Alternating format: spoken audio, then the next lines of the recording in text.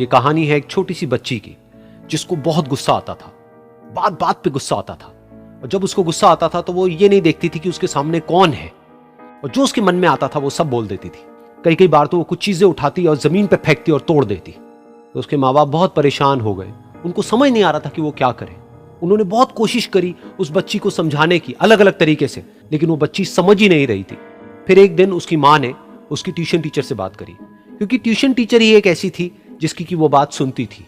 तो उसकी टीचर ने उसकी माँ की सारी बातों को सुना और उनको बोला कि आप चिंता मत करो, आने वाले कुछ दिनों के अंदर अंदर ही इस बच्ची का गुस्सा पूरी तरीके से खत्म हो जाएगा। उसकी माँ को समझ नहीं आया, लेकिन फिर भी उन्होंने कहा कि कोशिश करने में क्या जाता है। फिर उस दिन रोज की तरह जब वो टीचर आई और वो क्लास शुरू होने वाली थी, तो उसकी टीचर ने उस बच्ची से कहा कि आज हम पढ़ाई नहीं करेंगे, आज हम एक गेम खेलेंगे। तो बच्ची ये सुन करके बहुत खुश हो गई। फिर टीचर उस बच्ची के साथ में उस घर के पीछे एक दीवार के पास में जाकर के खड़ी हो गई और उस टीचर ने उस बच्ची को कहा कि गेम ये है कि अब जब भी तुम्हें गुस्सा आए, तुम्हें एक कील लेनी है और यहां पर आकर के इस दीवार में गाड़ देनी है, थोड़ी सी, जितनी हो सके। फिर उस बच्ची ने टीचर से पूछा, लेकिन इससे क्या होगा? तो टीचर ने कहा कि जब ये गेम खत्म हो जाएगी तो तुम्हें एंड में एक प्राइज मिलेगा। फिर उस बच्ची ने बिल्कुल वैसा ही किया जैसे कि उस टीचर ने कहा था, यानी कि अब उसको जब भी गुस्सा आता तो वो जाती और जा करके एक कील उस दीवार में गाड़ देती। तो जैसा कि उस लड़की को बहुत गुस्सा आता था, तो पहले ही दिन वहां पर 10 से ज्यादा कीलें गड़ गई। लेकिन उन कीलों को गाड़ने के लिए उसको बार बार पीछे जाना पड़ता और जा करके उस कील को गाड़ना पड़ता। तो उसके दिमाग में आया कि जितनी मेहनत मैं लगाती हूं उस कील को गाड़ने में, उससे कम मेहनत में मैं अपने गुस्से को कंट्रोल कर सकती हूं। अगले दिन 8 कीलें गड़ी, उसके अगले दिन 6, फिर 4, फिर 3, फिर 2, फिर 1। फिर एक ऐसा भी दिन आया जब एक भी बार उसको गुस्सा नहीं आया और एक भी कील उस दीवार में नहीं गड़ी, और वो बच्ची बहुत खुश हो गई।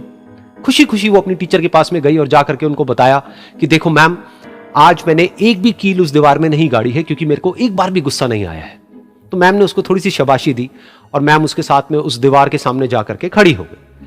अब मैम ने उस बच्ची को कहा कि गेम अभी खत्म नहीं हुई है, अब तुम्हें क्या करना है कि जिस भी दिन तुमको बिल्कुल भी गुस्सा नहीं आता है, उस दिन के एंड में तुम एक कील को इस दीवार से निकाल दोगी।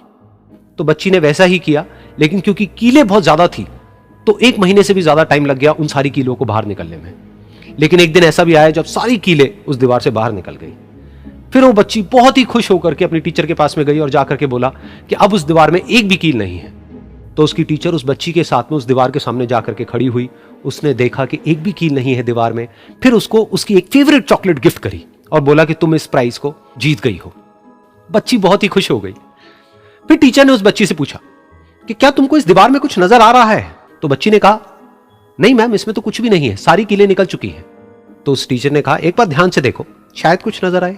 तो उस बच्ची ने दोबारा देखा और कहा, वो जो कीलें मैंने गाड़ी थी उसके कुछ निशान मुझे नजर आ रहे हैं दीवार में।